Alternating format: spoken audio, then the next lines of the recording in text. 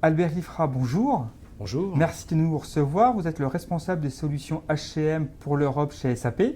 Quel bilan tirez-vous de 2013 ? Alors 2013 a été une excellente année pour SAP dans le secteur des solutions SIRH. Tout d'abord parce que c'est l'année où nous avons totalement intégré notre acquisition SuccessFactors, donc société que nous avions rachetée en 2012.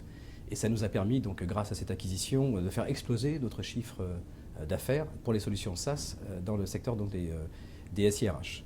Donc une très belle année pour SAP, des fortes croissances non seulement aux États-Unis mais en Europe et en particulier en France. Votre module P en mode cloud est-il opérationnel pour la France ? Alors il est opérationnel, pourquoi ? Pour la simple et bonne raison que le module Pay sur le cloud utilise le même moteur de paye que nous avons pour les solutions on-premise.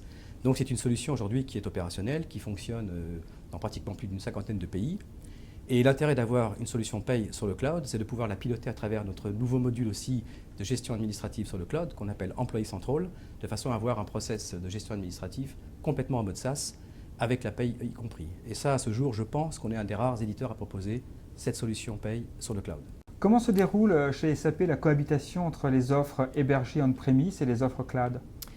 Alors, nous avons aujourd'hui une base installée chez SAP relativement importante de clients on-premise, puisque nous avons plus de 15 000 clients dans le monde qui utilisent ces solutions et qui aujourd'hui montrent un très grand intérêt pour évoluer vers nos nouvelles solutions SaaS, donc SuccessFactors.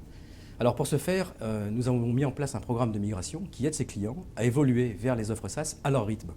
Donc il y a aujourd'hui clairement une forte attirance. Cela dit, il y a encore un certain nombre de secteurs de marché où les offres on-premise aussi sont toujours pertinentes.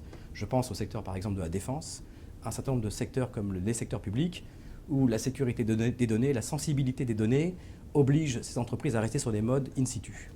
Voilà, donc en fait on offre un panoplie de solutions assez variées, puisque vous pouvez complètement implémenter les solutions SAP en mode SaaS, en mode on-premise ou en mode mixte, qu'on appelle le mode hybride chez SAP. Comment un petit peu les clients font-ils leur choix entre cette diversité de modes de distribution de logiciels ? Alors, ce qu'on constate, c'est qu'on a un certain nombre de grands clients qui aujourd'hui doivent faire face à une concurrence de plus en plus difficile. Et en particulier, quand on parle de guerre des talents, c'est un vrai sujet aujourd'hui pour les groupes qui se développent à l'international et qui ont besoin d'évoluer très rapidement. Ces clients sont très intéressés par le mode de type SaaS pour leur SIRH parce qu'il permet un déploiement très rapide, surtout quand on a des filiales en Asie, en Amérique latine.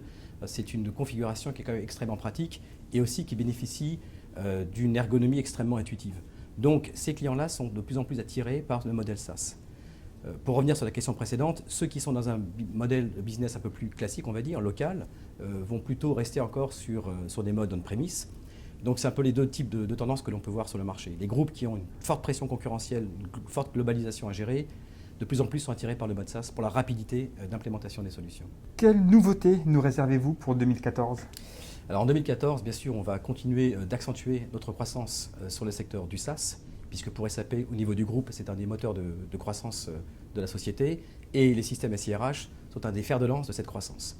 Donc on met toute notre énergie à développer notre activité sur les solutions SaaS SIRH. Autre grande nouveauté, c'est le Big Data RH. Donc on en entend de plus en plus parler dans la presse. SAP aujourd'hui a une offre qui existe, qui est disponible, qui est bien sûr notre offre SIRH Cloud, dans laquelle nous allons aujourd'hui intégrer notre plateforme ANA, qui est donc une nouvelle génération de bases de données ultra rapides, qui permet de réaliser des analyses sur des grands volumes de données très variés et de plus en temps réel. Donc le Big Data RH, finalement, c'est un moyen pour les directions RH de simuler des scénarios d'organisation qui vont permettre de relever les défis de demain. Donc je pense qu'avec ce type de solution, les DRH vont devenir vraiment des opérationnels qui vont pouvoir impacter le business des entreprises en apportant une contribution très business.